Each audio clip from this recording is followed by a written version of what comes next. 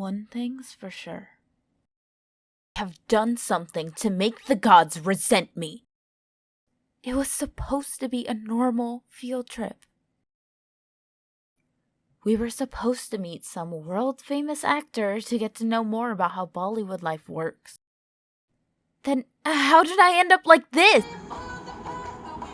Not to mention with this... Wait a minute. Now who is this weirdo?